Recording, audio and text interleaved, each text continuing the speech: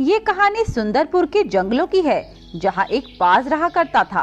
वह बाज बहुत कमजोर हो गया था क्योंकि काफी समय से उसे खाना नहीं मिल पाया था।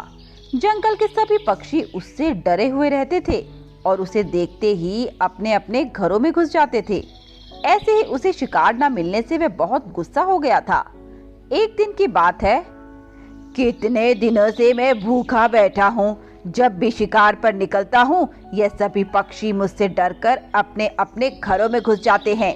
अगर ऐसे ही चलता रहा तो मैं भूखा ही मर जाऊंगा। मुझे इस बार तो कुछ न कुछ करना ही होगा। ऐसा सोचकर वह इधर उधर चलने लगता है। तभी उसे एक ख्याल आता है। अरे वाह, ये तो बहुत अच्छा आइडिया है। ये ख्याल मुझे पहले क्यों नहीं आया? अब देखो तुम सभी पक्षियों, मैं तुम्हें कैसे एक एक करके मार कर खा जाऊंगा। तुम खुद को बहुत चालाक समझते हो ना, पर अब और नहीं। मैं भी देखता हूँ तुम अपनी चालाकी कैसे दिखाते हो। बाज आज थोड़ा सा खून अपने ऊपर लगाकर टीनू तोते के पास जाता है और उससे रोते रोते बोलता है, तोते, मुझे तुम्हारी मदद चाहिए। मेरी पत्नी का एक्सीडेंट हो गया है और उसे खून की बहुत ज्यादा जरूरत है, तो तुम मेरे साथ चलो। पर तुम्हारी पत्नी तो एक बाज है ना, और मैं एक तोता, तो भला मैं तुम्हारी पत्नी को कैसे खून दे सकता हूँ? टीनू तोते, मैं तुमसे सच कह रहा हूँ, तुम मेरा विश्वास करो। तुम्हें क्या लगता है मैं तुमसे झूठ बोल रहा हूँ? यह खून जो मेरे शरीर पर लगा हुआ है, यह सब दिखावा है। नहीं बाज भाई, मैंने ऐसा नहीं कहा। मैं तो बस तुमसे यूं ही पूछ रहा हूँ। देखो टीनू तोते, मुझे तुरंत तुम्हारे खून की जरूरत है। अगर तुम मेरे साथ चल सकते हो तो चलो, वरना मैं किसी और से मदद मांगने चला जाता हूँ। टीनू तोते को उसकी बात सुनकर उस पर तरस आ जाता है और वह उसकी मदद करने के लिए तैयार हो जाता है। ठीक है बाज, मैं तुम्हारी मदद करने के लिए तैयार हूँ। चलो, कहाँ चलना है? चलो, तुम मेरे साथ चलो। अब वो बाज टीनू तोते को अपने साथ एक जंगल में लेकर आ जाता है। जंगल बहुत सुनसान था, जिसे देखकर टीनू को बाज पर शक हो जाता है। ये तुम मुझे कहाँ ले आए हो? यहाँ तो कोई हॉस्पिटल नजर नहीं आ रहा। बेवकूफ, तुझे क्या लगता है मैं सच में तुझे किसी हॉस्पिटल में लेके जाऊंगा? नादान है तू, जो मेरी फितरत आज तक नहीं समझ पाया। बाज, तूने अच्छा नहीं किया। मैं तुझे छोड़ूंगा नहीं। टीनू कुछ कर पाता उससे पहले ही बाज उसे मार देता है और टीनू मर जाता है। फिर बाज उसे खा जाता है। वाह भाई वाह, मजा आ गया। कितने दिनों बाद आज पेट भर के भोजन मिला है। बस अब ऐसे ही मेरा नाटक चलता रहे और ये बेवकूफ पक्षी मेरी बातों में फंसते रहे, फिर मुझे कभी भी खाने की कमी नहीं होगी। अगले दिन बाज आज भी कोई योजना बना रहा था। कल तो तोते का शिकार कर लिया, अब किसका शिकार किया जाए? तभी उसे लाडो कबूतरी का ख्याल आता है और वे आज फिर अपने ऊपर खून के छींटे मारकर और रोंदी शक्ल बनाकर लाडो कबूतरी के पास जाता है। हाय रे, मैं तो बर्बाद हो गया, लुट गया। क्या हुआ बाज भाई, आप रो क्यों रहे हो? और ये खून के छींटे, ये कैसे? अरे मैं तुम्हें क्या बताऊं लाडो बहन, मैं तो कहीं का नहीं रहा। मेरी पत्नी का एक्सीडेंट हो गया है और उसका बहुत खून बह गया और उसे जल्द ही खून की जरूरत है। पर मैं कहाँ से खून लाऊं? मैं तो खुद बहुत कमजोर हो गया हूँ और डॉक्टर ने मेरा खून लेने से मना कर दिया। अब तुम ही बताओ मैं क्या करूं? कैसे अपनी पत्नी की जान बचाऊं? उसे ऐसी हालत में देखकर लाडो को उस पर तरस आ जाता है और वह उससे कहती है, अरे बाज भाई, आप रोना बंद करो और आप घबराओ मत। मैं आपकी पत्नी को खून दूंगी और उनकी मदद करूंगी और देखना वो जल्दी ही ठीक हो जाएंगी। लाडो बहन, तुम कितनी अच्छी हो, भगवान तुम्हें लंबी उम्र दे। भैया, अब आप और देर मत करो और मुझे जल्दी से जल्दी अस्पताल लेकर चलो।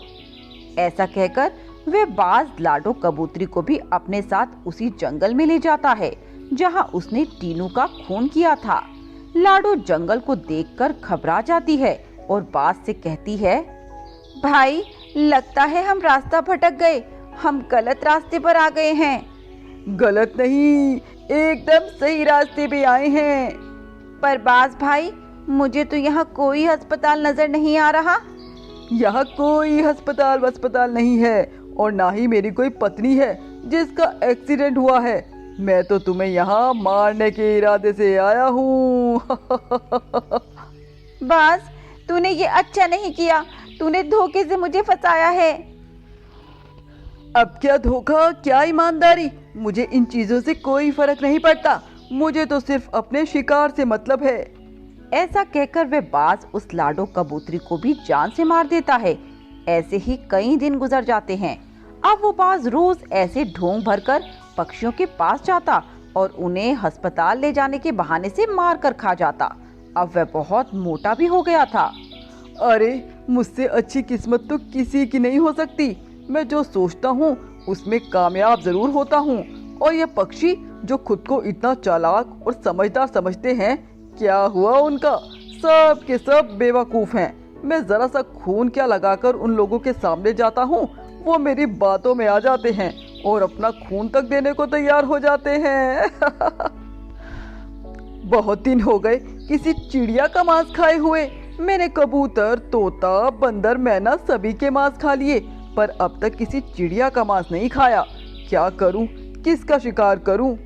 तभी उसे टुनटुनी चिड़िया का ख्याल आता है। अरे मैं टुनटुनी के बारे में कैसे भूल गया, वो भी तो एक चिड़िया है। तो तैयार हो जा टुनटुनी चिड़िया, अगली बारी तेरी है। वहीं दूसरी तरफ टुनटुनी चिड़िया अपनी दोस्त लाडो कबूतरी की मौत से सदमे में थी। वो जंगल के पक्षियों से इसी सिलसिले में पूछताछ करती है।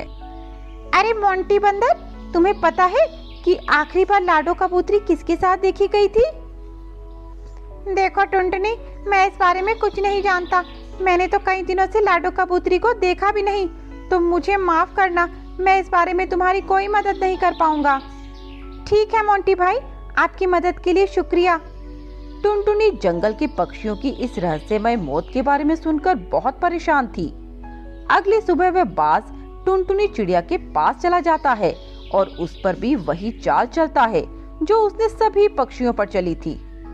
टुनटुनी बहन, मुझे तुम्हारी मदद की सख्त जरूरत है। बोलो, तुम मेरी मदद करोगी ना?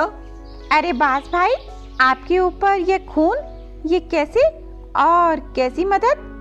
टुनटुनी बहन मत पूछो, मेरे साथ जो हुआ है भगवान फिर से वो किसी के साथ ना करे। क्या हुआ बाज भाई, साफ साफ बोलो। टुनटुनी बहन, मेरी पत्नी का कार एक्सीडेंट हो गया है और इसकी हालत बहुत कमजोर है। डॉक्टर ने कहा है बहुत खून बह गया और अगर उसे समय पर खून ना मिला तो वह मर जाएगी। टुनटुनी को बाज की बातों पर शक सा होता है। बाज भाई, आप घबराओ मत, मैं हूं ना, मैं आपकी पत्नी को अपना खून दूंगी, बस आप मुझे 1 मिनट दो। ऐसा कहकर वह अपने घर के अंदर जाती है और कुछ समय के बाद बाहर आ जाती है। चलो बाज भाई, जल्दी चलो, वरना कहीं देर ना हो जाए। ऐसा कहकर टुनटुनी उस बाज के साथ चल देती है और कुछ दूर पहुंचने के बाद उसी जंगल में पहुंच जाती है।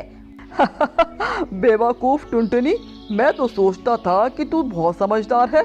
तुझे जाल में फंसाना मेरे लिए आसान नहीं होगा, पर मैं गलत साबित हो गया। तू तो इस जंगल की सबसे बड़ी बेवकूफ निकली।